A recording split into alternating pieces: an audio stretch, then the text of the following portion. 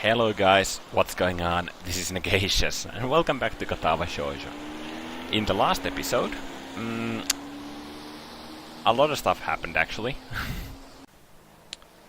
Kenji rambled on for a good while, and we also heard a little bit of Lily's background, which we already kinda knew, but apparently her family situation is complicated to some extent, and also she is half Scottish, half Japanese, which we knew already from Hanako's route, I believe. So, and now we are in the city with Lily going to buy presents for Hanako. I mean, for Hanako's birthday. And this is not all dialogue. Bored of standing in place and watching the television in a shop window, I pull myself away from the tacky display with little effort. After living in Yamaku, the city seems like an entirely different world. No running in the halls, calm and orderly conduct is to be used at all times in the classrooms. Students are to exit rooms after checking both directions for oncomers. Elevators are reserved for movement-impaired students. Single file on stairs. Compared to such strict, almost regimental standards, the city's shopping arcade might as well be a strange country. While the school may have its fair share of hustle and bustle during the festival, the outside world is much different. It's strange. Having lived in a metropolitan city before my accident, this should feel more natural than Yamaku and the surrounding town ever could. Yet it feels foreign somehow. The elevated walkways and tall buildings, each adorned with billboards taller than any three people, don't do anything to distract me from the passing crowd's reactions. And there's Lily. Lily keeps one hand on my shoulder, the other holding her cane, which taps the ground with metronome-like steadiness. Looking over to her, that neutral smile of hers still holds. Having only seen her in school uniform, I'd not have recognized her as she sat on the bench waiting for me to come, if not for her cane propped up against it and her distinctive hair. So basically every feature that makes Lily Lily. I can't tell whether they're glancing at her due to their height, her foreign looks, her obvious blindness, or all three. Not that any of those would make the situation any less uncomfortable than it is. Do you have any ideas of where to look first, Hisao? Her soft voice breaks me out of my line of thought. I can't imagine that she's failing to notice the attention she garners, but she seems unfazed by it. I get the feeling she's the type to enjoy walking outside, so she might be used to it by now. Not really. This is my first time in this city, so I've got no idea on where to go.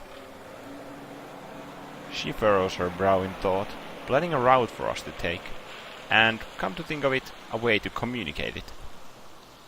Something I'd noticed in the time I've been with her is how, when deep in thought, she lacks close to any form of body language to show it.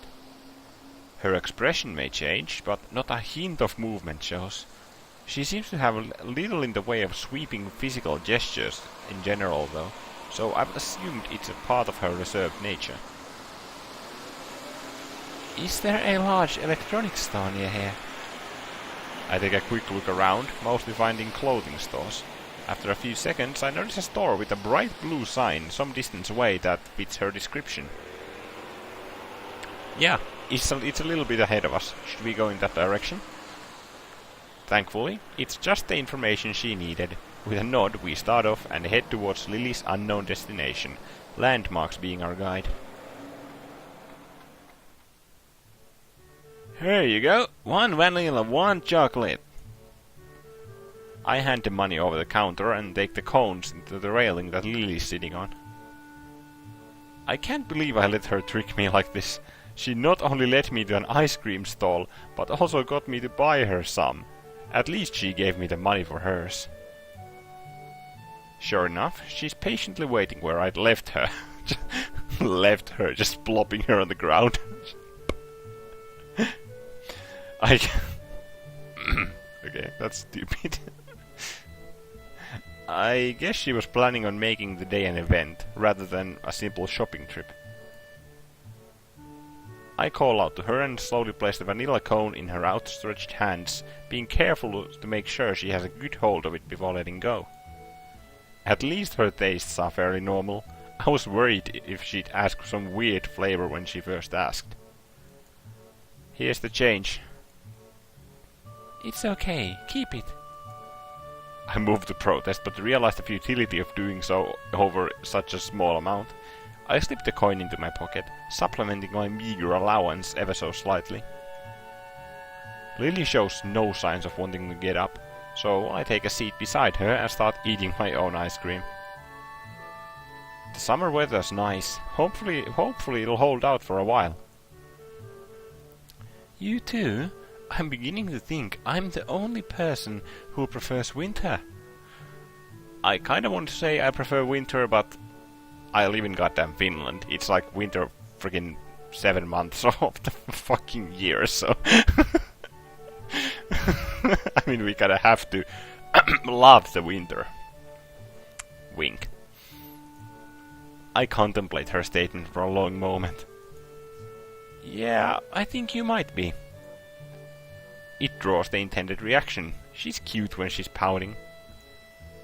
Still, I can't really imagine what's so good about winter. You can't go out without bundling up and you still freeze anyway.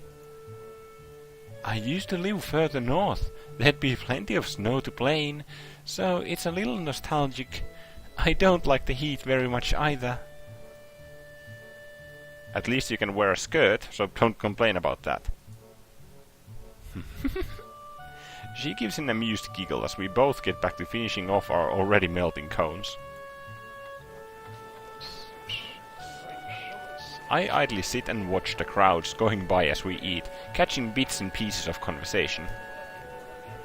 Looking to Lily, I see her dutifully licking her ice cream from the top downwards, blissfully unaware of the fact that it's beginning to melt. It's melting. Where? Down a bit? She lowers her mouth from the top of the cone, but has no idea of exactly where the ice cream's dripping. What follows is a game of guiding her left and right until she finally finds it. To any onlooker, it must seem absolutely bizarre. A girl with her eyes closed, turning her cone over and over as a guy next to her gives instructions. A strange valiant childhood blindfold games, maybe?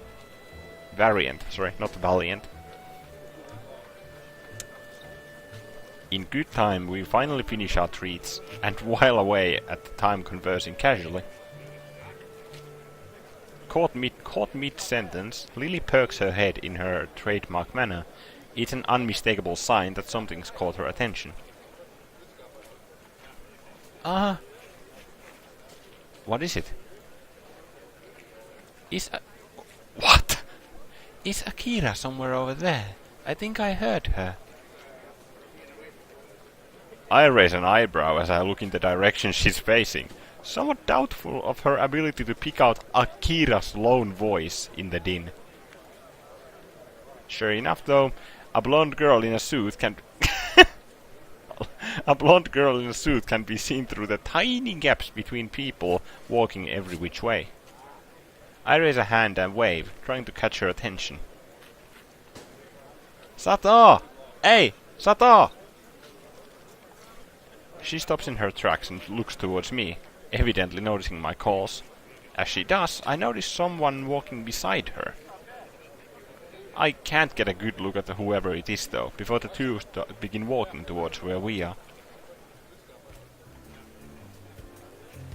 That's actually a nice little 3D effect. Well, I mean, it gives the impression of 3D.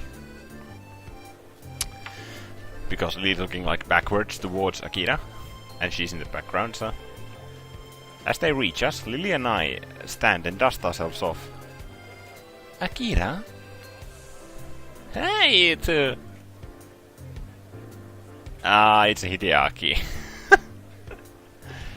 She nods towards me, a gesture which I quickly return. My gaze shifts towards the young girl. Girl? next to her, and our eyes meet. As they do, Akira plops a hand onto her head, a move which doesn't seem to faze her. I don't believe we've met. I'm Hideaki. Pleased to meet you too, Hisao. A guy's name, huh? Guess I just dodged a bullet there. He bows, somewhat restrained by Akira's hand being on his head.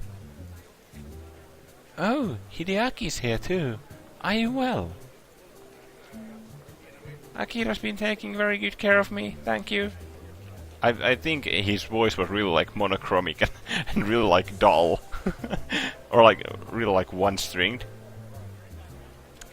If I remember from the description that they gave during Shizune's route.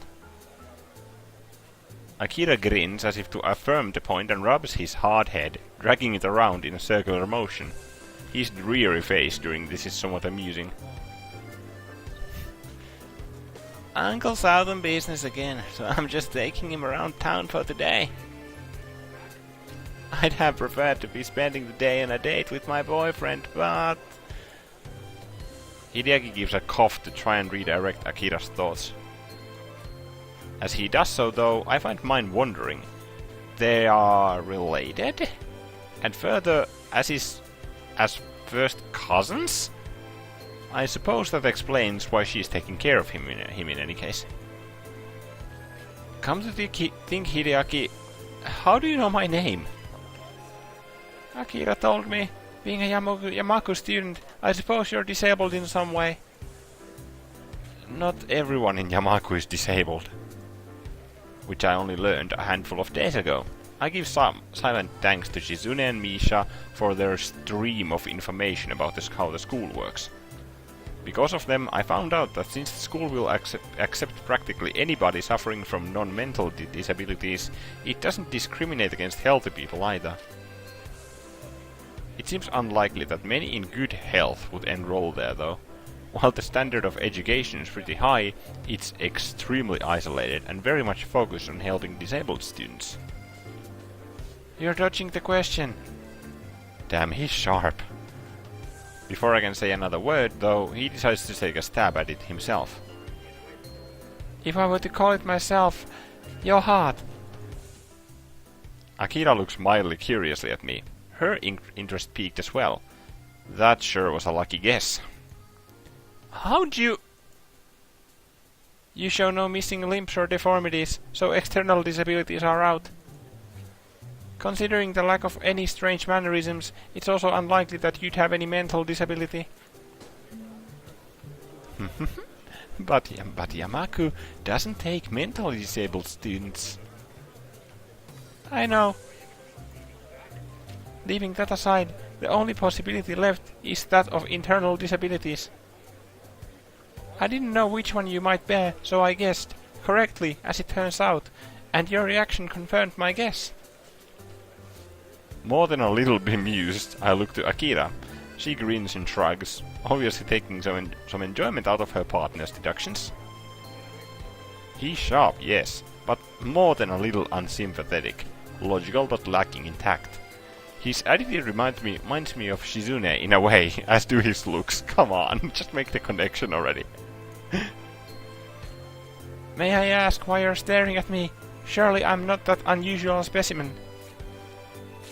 Does he not know how unusual he looks? I could overlook the spats and clothing as just being coincidental, but the ribbon in his hair is really too much. This is entirely beside the point, though. Sorry, you just remind me of someone. Akira gives him a sharp jab with her elbow. Told ya you're not that different from her. He coughs into his hand to try and maintain an upright and serious demeanor. I see you've met my sister then. Perhaps my full name might help you. I am Hideaki Hakamichi. You're probably thinking of my sister, Shizune Hakamichi. Oh, so he's Shizune's brother. Wait a minute, if Hideaki is the son of Akira's uncle and Shizune is his sister, then that means Lily and Shizune's fathers are brothers-in-law. Therefore, Lily and Shizune are First cousins? Lily groans in an uncharacteristically unrestrained manner. This reaction earns an amused smirk from her sister. The enmity between the two just took on another meaning. I had thought it was simply a matter of difficulty of communication between the two, but a family feud makes things much more complicated. You can choose your friends, but you can't choose your family. She gives a half-hearted shrug. She mustn't give as much weight to the two's conflict as I do. Well, that's how it is. What are you two up to anyway on this fine day? We're shopping for Hanako's birthday present.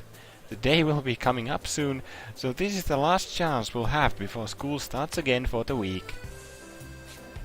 Akira makes a strange face, as if Lily had just said the sky wasn't blue and the clouds not white. Isn't her birthday on the 10th of next month? Yes, why? Is something wrong? Akira's face seems to collapse. It's an utterly unbefitting expression for someone so rowdy and headstrong. The folks didn't call you yet? As Lily shakes her head cluelessly, I look at Hideaki to see if he knows anything about this. A simple shrug is his only answer. For a moment Akira ponders what to do before smiling once again. The fact that she can hide her emotions so quickly and effectively is unsettling. Hey, Shorty, sorry, but could you hang with Hisao for a while? I have no idea what kind of voice to give fucking Akira. God dang it. He nods and waves her off, Akira placing an arm on Lily's shoulder as she guides her away and out of earshot. And so, I'm alone with Shorty. So, nice weather, isn't it? It seems so. I guess they dumped us. Indeed. What a farcical attempt at small talk. I've got no idea on how to talk to this guy, and his robotic responses aren't helping. Blood and a stone come to mind. Without another word, he begins to rock on his feet in an obvious gesture of boredom with this discussion. He really is like a little kid, despite his serious demeanor. Suspecting the conversation over, I decide to accomplish what I came here to do in the first place. I'm going to search for a present. Coming? Not much else to do. This place again. In a little while, we come to a small shop beside the convenience store. For once, the store windows aren't filled with electronics and computer games, but dolls, stuffed bears, and all manners of woodcrafted oddities. Othello's Antiques? An antique store. Well, if there's anything in this town that would suit Hanako, I guess it would be here. I reach for the old-looking door handle, but pull back at the last minute as I realize my companion's gone adrift. Not coming in? I'll just be in the newsstand for a while, don't mind me. His voice makes it painfully clear that he has zero interest in what's in the store, and that he doesn't feel obligated to follow me. As he wanders off without another word, I push the thick wooden door and enter the store, a bell above me ringing out. Ding ding. Okay, this is not... yeah. The musty smell of old books and wooden shelves is distinctly anachronistic. I look to the counter beside the door. The graying man behind it sits there silently, reading a tattered book. He certainly fits the look of the place. Slowly wandering through the aisles, the person I'm reminded of as I inspect each handcrafted or imported oddity in turn isn't Hanako. Crouching down, I examine the ancient oak desk beside the shop window. At least 30 dolls, all varying wildly in size and make. The only similarity between them is the long Victorian dresses they wear. I turn the price tag of one that looks to be about waist height. It's not in my price bracket, not at all. I do the same for each of them, getting more and more depressed as they get smaller and smaller in size. That is until I reach the very smallest one. It's affordable. Just. Yet of quality make with long auburn hair and a little blue dress. I decide that it's the kind of present Hanako would appreciate. Pretty looking and far from gaudy. Or gaudy. After I carefully pick it up, I decide to keep looking around the store. I'm not sure whether it's because I like the atmosphere or out of simple curiosity. Peeking around the corner before I go to the next aisle, I see that the shelves in this one are stocked with wooden toys, from toy cars to intricate automatons. Tucked behind a line of nutcrackers, I notice a little plain wooden box. It feels surprisingly light as I pick it up with my free hand. A music box! That's awesome! The lid only needs the smallest movement to pop open, the little metal drum inside beginning to rotate immediately. For seconds on end, I simply stand there listening to the palm-sized melody. As it plays, I take the tiny price tag in my fingers and bring it up to my face, the minuscule cursive writing taking some effort to read. It's affordable.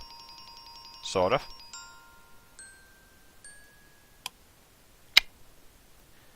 Grimacing slightly, I close the lid and make my way to the counter with doll and music box in hand. Ah, there he is, the shopkeeper. When I lay the two on the counter, the man behind it sits up and takes stock of them. He doesn't hide very well his surprise at someone of my age buying them. It's painful, but I hand over the money for him. I hand him the money for the two items and leave the store with a small opaque bag in my hand.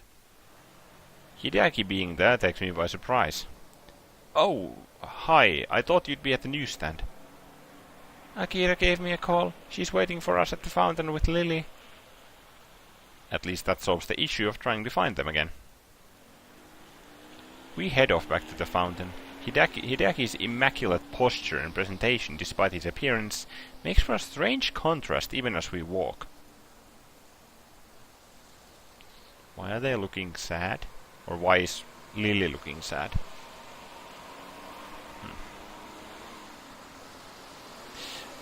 They are hiding, or like that little dialogue that Akira and Lily had. Akira mentioning that her family didn't call Lily yet.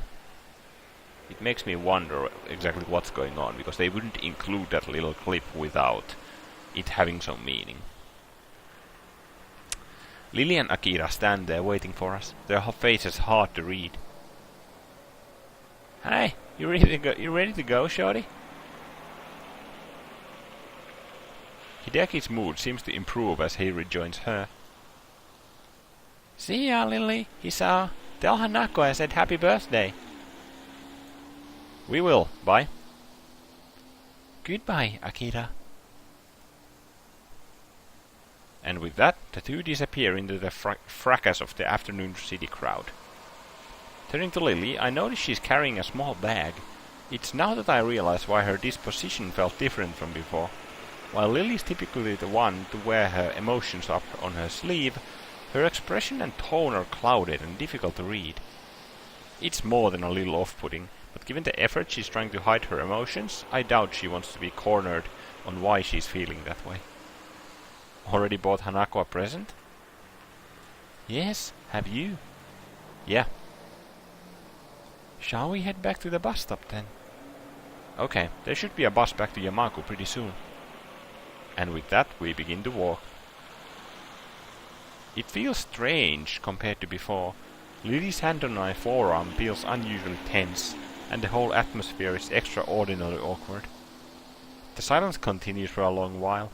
I don't really like seeing her like this. Hanako's birthday party is going to have to be held earlier. Is the 4th going to be alright for you? Okay, something's definitely going on. I have no other possible obligations anyway, so I reflexively nod.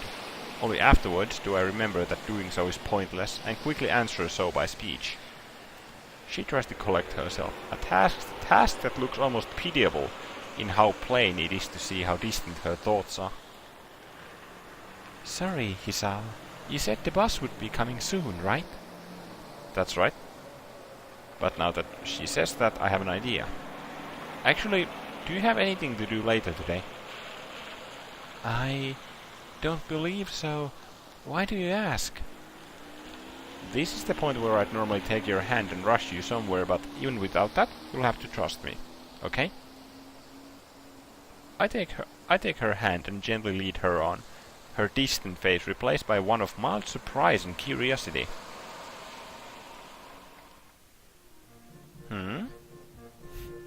This is familiar. As the waitress sets the cup of tea and cup of coffee I'd ordered into the table, I thank her before she takes her leave. Truth be told, I really lucked out in finding this cafe. I didn't really know where I was going, rather I was just looking for any cafe that looked relatively nice. The same as with Hanako. Having managed to recover a little, Lily tentatively sips at her cups as I take a long gulp of coffee in front of me. As I hoped, her face lights up as she realizes what flavor it is. Ah, this is wonderful. Hisao, how did you know that this was... I'd asked for a French vanilla black tea, hedging my bets that it would be her favorite flavor, or at least one she liked. While I don't really know much about tea, it sounded like one she might appreciate. On the basis of her liking vanilla ice cream. A tea connoisseur, I'm definitely not. It was a lucky guess. You really like tea, don't you? She puts her teacup down and gives a tiny nod. That familiar small smile thankfully perched on her face once again. Drinking tea is calming, I think. With the amount you drink, are you sure you're not addicted to it? Caffeine addiction is pretty common nowadays. Did I ever say I wasn't? She lets out a giggle as my head drops. We all have our vices, I suppose, and there are worse things to be addicted to. French vanilla black tea, huh? I'll have to remember that. For a while, we both silently drink. It's comforting to have someone like her nearby in such new surroundings, even if it's just the two of us sitting in silence. I begin to wonder if this feeling is the same to her, until she sets down her cup. Hisao, do you mind if I ask you a slightly odd question? That depends on the question, I guess. I was wondering what your favorite color is. Everyone has one, after all. I almost reply before realizing why this seemingly mundane question is actually quite strange. My favorite color, but... She gives a pouting look, wanting me to answer anyway. While the answer seems unavoidably wasted on her, there isn't any harm in giving it. I've always had a thing for green. I'd say that's my favorite. Also, green is Hisao's favorite color. Now look at the name of his, or the color of his name tag above the text box. Well, what do you know? Green, is it? What things do you think of when contemplating that color?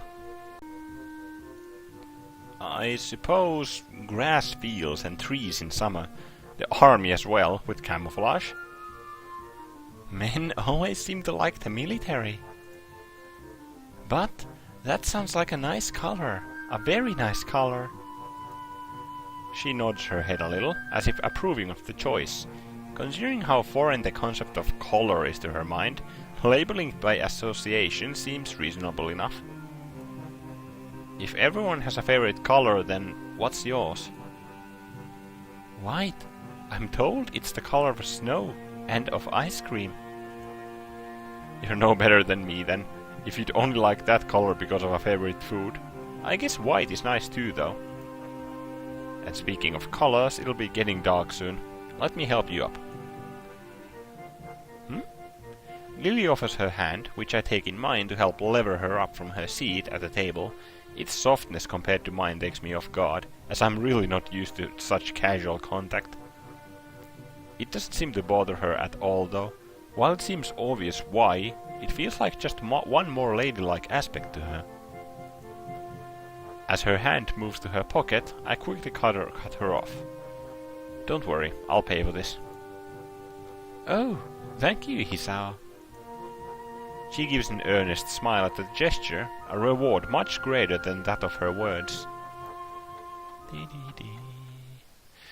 By the time we step off the bus, it's well and truly dark.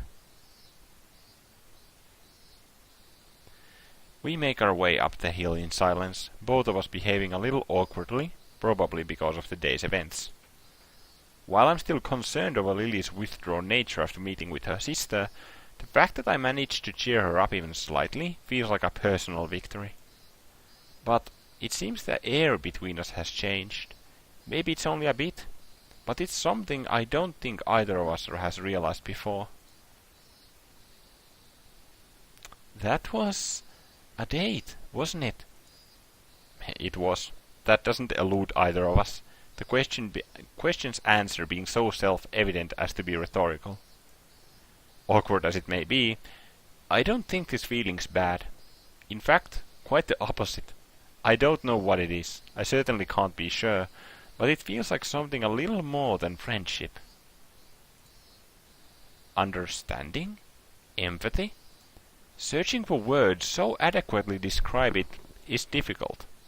Nonetheless, would you like to do this again sometime, Lily? Without shopping for presents? The tentative question is met with the same look from Lily as before. Her pale skin makes the rosy tint of her cheeks just slightly more noticeable, and her face, though still pointed to the street ahead of her, lowers. Just a little.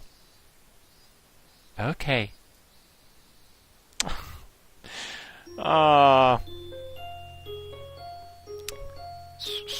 Lily's round. It's promising so far.